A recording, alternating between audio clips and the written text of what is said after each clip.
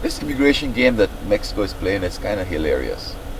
First of all, people from other parts of Latin America that go to Mexico en route to the United States have so many problems. They don't have no rights. They treat them like garbage. They kill them. They rape them. They rob them. And yet they want their citizens in the United States to be treated differently. And this is happening everywhere. People that come here want to change religion in their country. They don't tolerate other religions.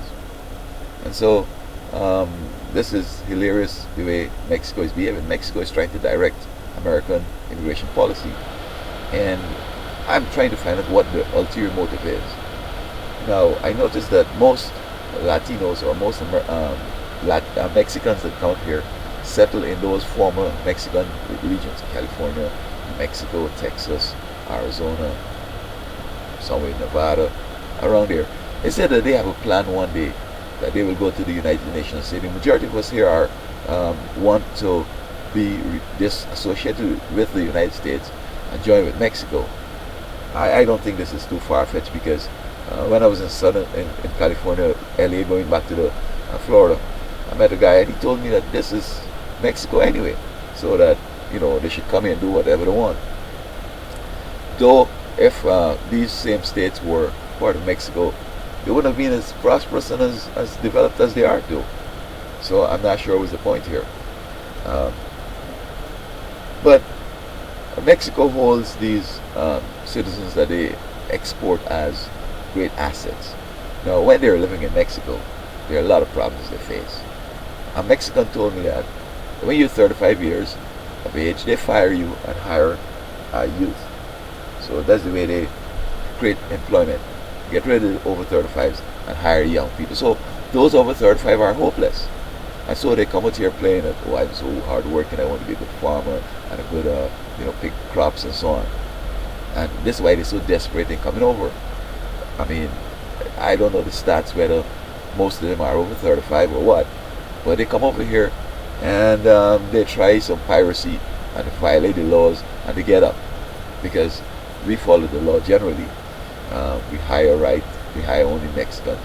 They get into business, they corner it, they do whatever they could and share the money up with themselves and fellow Mexicans. If you're non-Mexican, you have a business and they become the dominant employees and controlling it. They hook up in another Mexican company, and then the next thing you know, your business is going to be in jeopardy. So the Mexican government benefits from these folks coming over here. They come over, they repatriate or they export dollars, billions of dollars, and they export those cultural goods, clothing, flags, food stuff, and so on. And this is big business for Mexico. Now, Mexican culture, Mexico is just as old as Canada and as America, it seems. But the Latin culture with the Roman law and the Spanish stuff, compared to the Anglo-Saxon philosophy and thing, they seem to be inferior. They can't own land over there. They don't have no rights. And so they go into drug cartelling, selling drugs, killing for the little opportunities they have and so on. And the irony, though, is that they're so fierce against each other, hate each other so badly. But when they cross that Rio Grande, or they come across the bay over there, Pacific Ocean, and come to America, they come across the desert, they're suddenly uniting. And we're the enemy now. They want to take this region back to Mexico, and also they want to take all the money over there, they want to take all the opportunities. I'm recycling.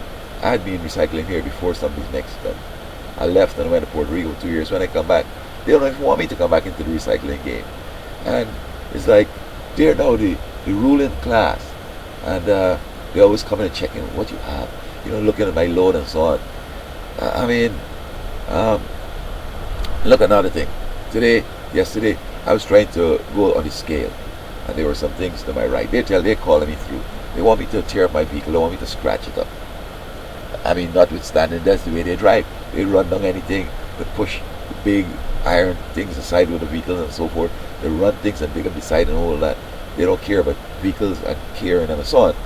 But also, it has to do with the hatred. They hate me as a black man. They'll call me mono,